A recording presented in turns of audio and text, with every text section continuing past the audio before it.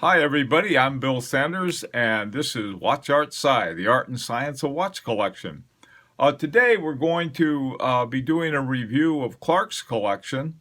But first, I wanted to point out that Clark was a winner of the first WatchArtSci watch, which is an Armani exchange watch. And those subscribers who send in collections to review all have a chance at winning it. Just a random pulling out. Anyway, Clark was our very first winner. Okay, let's take a look at Clark's collection. And what I want to start off with this incredible watch that he has that I was very impressed by. It's the Vacheron Constantin Thunderbird. I put my this is not a Thunderbird, it's my 1972 Vacheron Constantin, and it's not exactly, it's from 2000, so it doesn't quite make the vintage list, but this is a beautiful watch, and it's really something. So anyway, I just wanted to feature it, but one of the things that I wanted to talk about with this watch is that it's from the 1960s, and during that period, a lot of your top watch companies, including the Holy Trinity, were using Jaeger-LeCoultre movements. Now, this particular watch, the Thunderbird, used Jaeger-LeCoultre 493 as a base, but then they did a lot of work on it, and they were awarded the Geneva Seal, the Poinçon de Genève.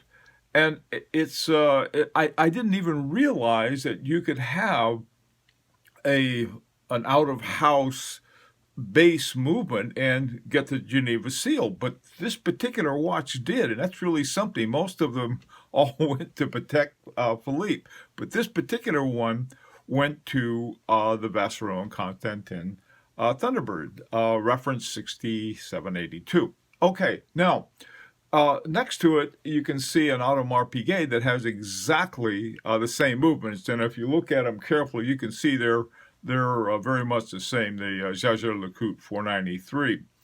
Now, the Audemars Piguet, on this particular, they did not get the Geneva Seal. Now, it wasn't their fault. They make wonderful watches. They just don't happen to live in the canton of Geneva. And the only watches that they give the Geneva Seal to are those that apply for it and have meet all of these criteria. So, somebody said, well, some of them did. They don't. They're just the way the Geneva Seal is set up. Okay, but I'm going to come back to this at the end of this review of Clark's collection, because I saw something very, very interesting here. Okay, so let's take a look at the rest of the collection. First of all, you have all of the watches in this collection are just fantastic. They're different. They're ones I've never seen before, and it's a very exciting collection. There you have the black face at the top, both of them. You have the Jaeger-LeCoultre military, and then you have a Vulcain cricket. Both beautiful examples of those watches. And at the bottom, you have two very interesting Girard-Perregaux. One shaped like is a TV screen shape, and the other one is a military. Both very interesting examples of Girard-Perregaux. Okay, next up you have a Sen Achilles, and it's a cool looking watch, and a Seiko Ripley with the big box on the side. That is a very, very cool watch. Now, for those of you who are romantics, the Clark has a Zenith El Primero Big Blue and a Zenith Ladies. He got one for himself, and so he got one for his wife. I thought that was very nice. Okay, let's keep on going, see what else Clark has in his collection. He has an Omega Speedmaster and Omega Seamaster, two very, very iconic watches, wonderful ones. One at the bottom is the orange face or salmon face is a Smith's watch. And a Smith's watch was a new one to me. I didn't know what it was. Very interesting watch, so. And next to it is a Zelos Helmsman. Gorgeous watch. Another interesting watch that I didn't know anything about. I think I've heard of Zelos before, but boy, both of those watches look like collector's delights. They really do. I really like them both. Okay, next up you have a Glycine Military, and it's on a very interesting strap. Now, next to it is one of my favorite watches in the collection. It has, on the top, it has Roman numerals, and then on the bottom half of the watch, they're Arabic. And it's a guy, I guess they're called Watches by Nick, and he put that on top of a Seiko, and it just ended up with this really interesting watch. I love it.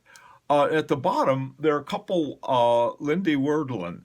And one is by, it has a watchmaker, Sven Anderson, did the one, and I have the one you can see the back and the front on it. And the other one is called, I forgot what the name of the first one was, the bigger of the two. But again, these are watches. The Lindy Wordlin, I sort of heard about it, but I really didn't know very much about it. And same with the Glycine. Cool collection. And the thing I like about this is there's so much to discover for watch collectors. Okay, let's take a look. Let's keep on going here. This is a good sized collection. The one at the with the yellow numbers is a Geiger Passage watch, a Passagen watch. I don't know what that is. This is another new one. This is a big surprise. And it's really a very interesting one. To me, it looks like a diver's type of watch or military watch.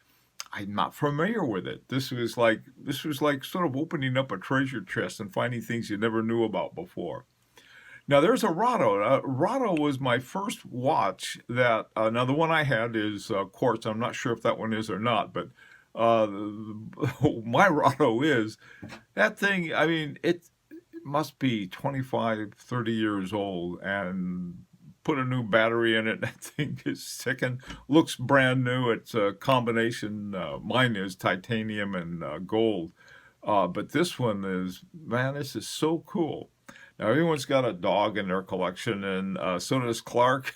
There's his dog watch. Okay, well, this is a very, I love this collection. It's very interesting.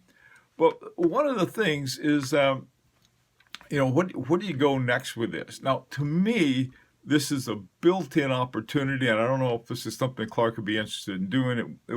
Tell you the truth, it may not be very easy, but I thought it would be interesting. If I had that Thunderbird watch, I would try to find one. I would go after that Audemars Piguet. First of all, I found out which one it was. I got this picture, and then I don't remember where I got it. But you can see that the two movements are the same. They both have that Jaeger-LeCoultre 493 in it. And man, having both of those, I think, would be really neat. I know that this particular watch has a Frederic Piguet in it. And I was thinking, well, maybe what I ought to do is go out and see if I can find another watch. Not a Vacheron Constantin like this one is, but rather something else that's using the same movement. I don't know why. That just seems like sort of a fun thing to do. Anyhow, those are the suggestions. I think what I'll do, I'll make a little video for how to get your watches ready. If you're interested in having your collection reviewed, we love to have them, and we always learn a lot from them. And you'd be welcome. Also, too, love to hear your comments on Clark's collection. It's such an interesting collection. I bet there'll be a lot of interesting comments from you guys. Also, too, here's another invitation to subscribe if you'd like. Love to have you. Okay, this is Bill Sanders, been WatchArtSci, and we'll see you on Friday. Bye for now.